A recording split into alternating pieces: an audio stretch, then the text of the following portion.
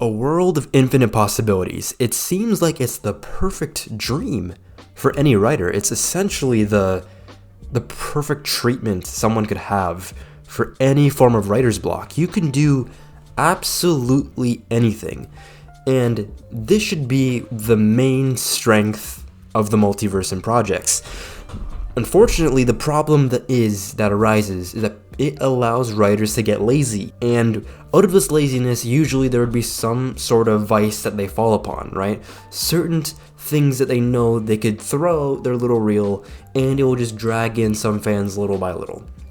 What am I talking about? If you've guys seen any multiverse project in the past 5 years, you would know that a lot of times, creators, but more specifically Marvel and I guess DC through The Flash, what they would do is create lots and lots of cameos.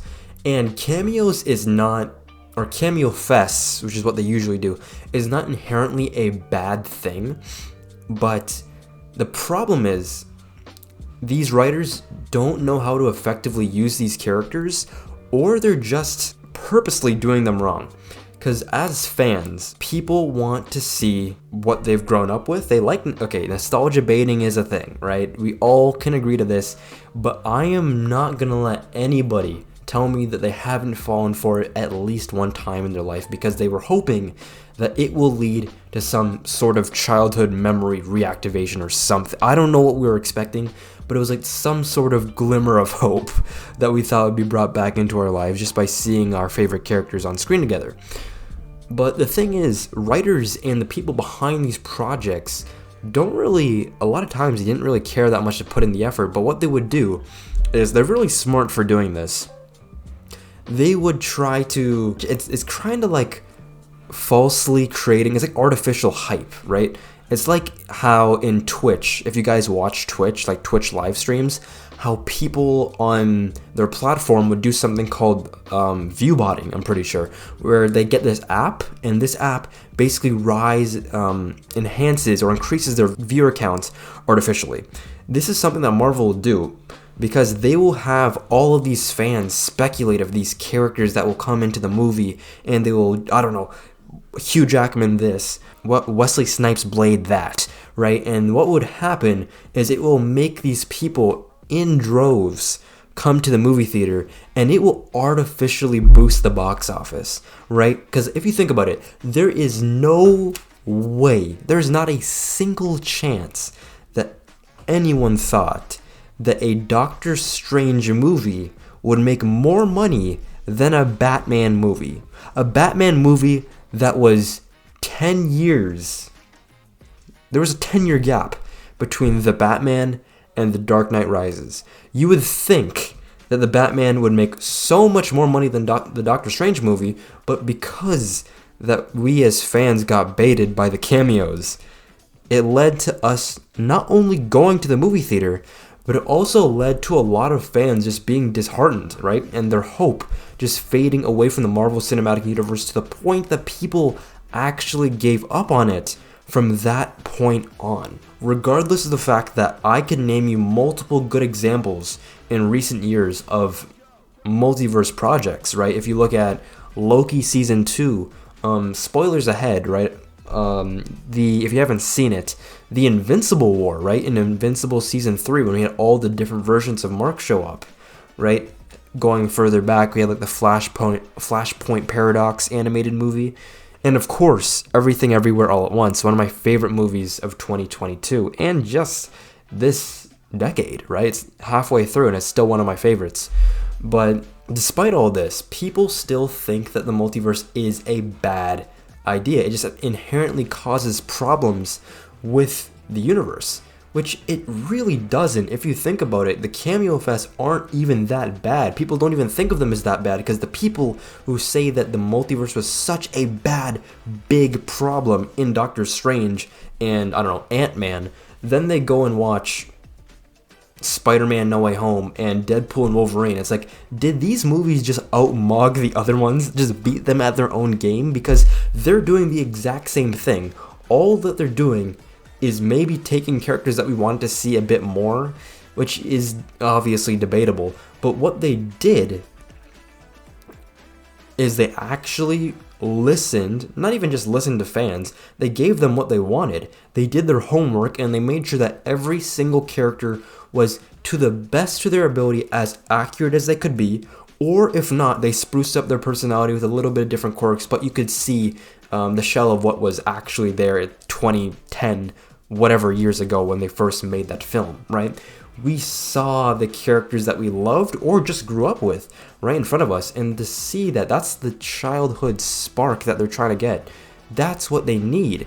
That's what brings engagement, especially after being so jaded, right? You need that spark as Marvel and DC. That's what they need to get people back in the theaters, right? It could happen through just overall good storytelling, or if they want to take another route, is through cameos. But if you do those cameos well enough, no one will have a problem with it, as you saw with Deadpool and Wolverine and with Spider-Man, both of those earning Marvel $1 billion. I think those might be the only films past Phase 3 to make Marvel $1 billion, actually. So it's like, it's not that it completely disrupts a film if they're saying they're going to do this. It's just they have to do it properly. The problem is that you see a lot of situations where, let's for example talk about What If.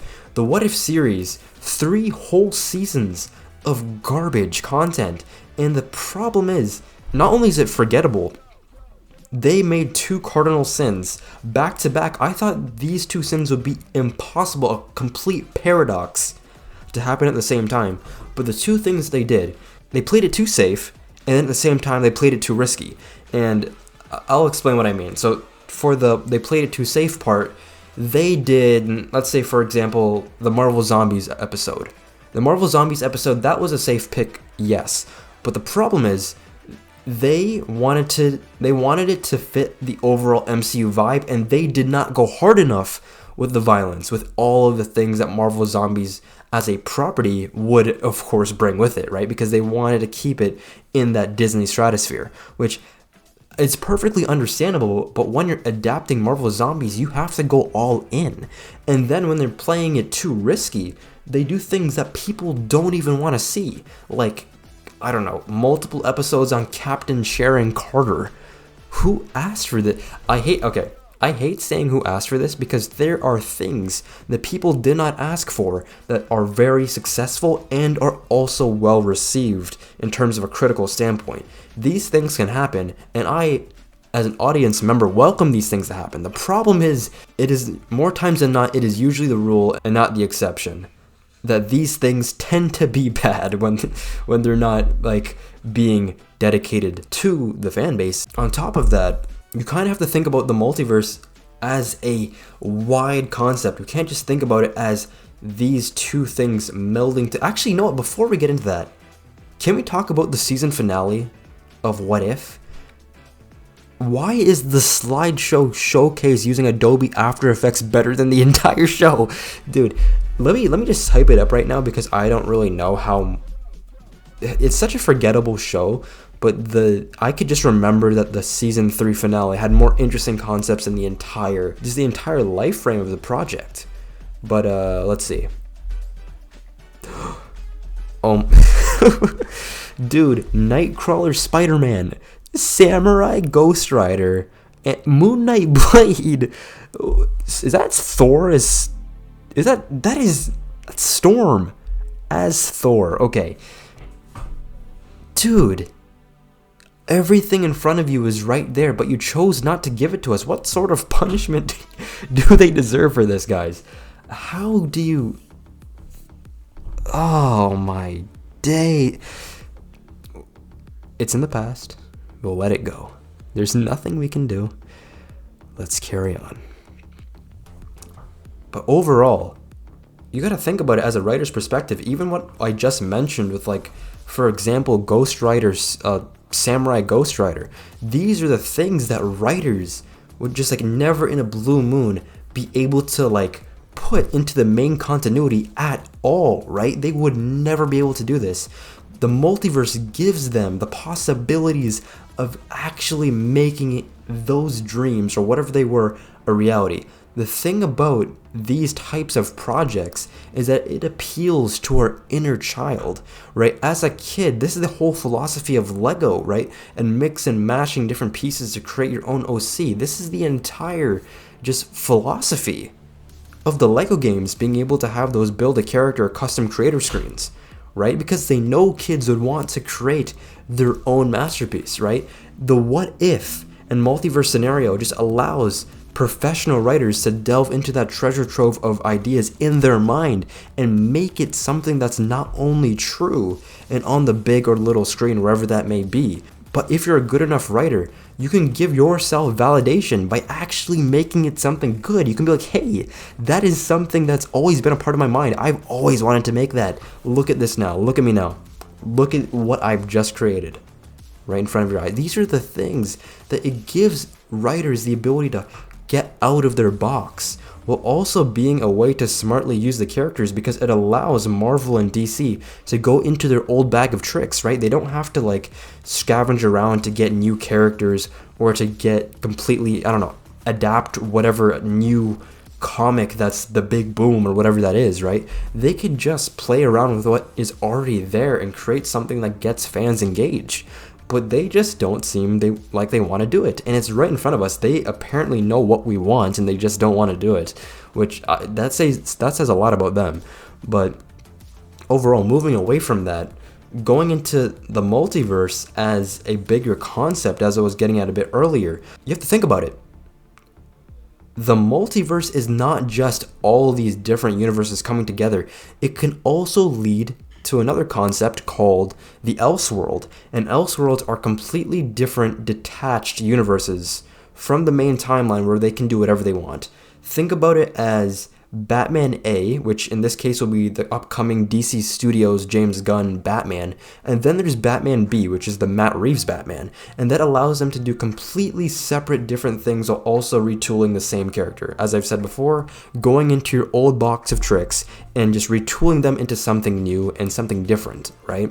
And for DC particularly, who they can't keep Batman away from them for 2 seconds. This is incredibly important, so they gotta listen up right now. They should use this to the best of their ability, because you can have Batman A do all of the comic accurate year 9, 10, 11, 12 Batman stuff, where he's fighting gangsters, crooks, or whatever, but he's also fighting metahumans on the regular. He's fighting clay monsters and people with cryogenic weapons and all that type of stuff. And he has a complete Bat family. Well, on the other side with Batman B, you can have the more year 1 to year 3 dynamic, where it's more realistic, more grounded, more crime noir, detective, thriller type things. Not saying that those things don't happen in Batman. In the beginning half of Batman's career, this is the rule. And in the end half of Batman's career, the more supernatural stuff is more so the rule. But yeah, it's all these things. It gives writers this playbox as well to be able to be unconstrained by consequence. They can do whatever they want with Batman B without it affecting the main timeline. It's like having your cake and eating it too. You can do whatever you want. It's kind of like the absolute and ultimate universes going on at the Marvel and DC comic publishing line at the moment, which, if you haven't checked it out, they are absolutely, no pun intended, doing gangbusters. And I suggest everyone watching this video right now to pick up some comics from both the ultimate and absolute line, at the very least, if you're not willing to get into the mainstream. But it's kind of like those things where it's like you change up one core tenet, where it could be, I don't know, they're more realistic, or they're in a universe where hope is the underdog and heroes kind of have to take a back foot, while the villains are that top dog, that top force, right? It entirely, completely just changes the dynamic of the storytelling, like it writes itself. If you create that fundamental change that multiverse stories create, it kind of allows the story to progress in just a natural way. As we've been seeing, I think the ultimate and absolute universes, because of these changes and because of what editorial and their entire just focus groups have came to like this conclusion of what they want the universe to be, it has led to them having great amounts of consistency between all the titles in their lineup, right? That the main universes just don't have, because they have that clarity of what they want to do that's completely different from the main universe. So with all of that being said, guys, What do you guys think? Do you think the multiverse is still a problem, or that it's actually something that can leave some gems in the future that will be this story right here? That is our new The Dark Knight. Somehow, through thick and thin and whatever it may be, they were able to create a great story using all of these different pieces. And the thing is, we're getting there, right? Like even Loki season 2, that was great. Invincible with the Invincible War, what we saw from that is that it led to just a great character analysis. When you have like your main character getting approached by evil versions of yourself, it leads to some self-reflection, right? Especially if those characters created, those versions of you, caused hundreds of thousands of deaths, right? What effect does that have on your protagonist, right? What type of mindset shift would that lead to? If you're someone with an ironclad, or not really an ironclad, but you're trying to maintain this stability and this strength in your moral code, but it keeps getting pushed and pushed to the point where even yourself, dark mirrors of yourself, are testing your hand. Does that lead you to going over the edge, or do you decide to be different? But then again, you being different, does that let all these people become mass murderers, right? Are these Mark Grayson variants, are these people giving you a slideshow of what's to come if you stay in your no-killing ways? All of these things that you can get from multiverse stories that just don't really get played with enough, but I feel like if it was the standard, people just in general, as a consensus in the mainstream, would not think the multiverse is inherently a threat to storytelling. But what do you guys think?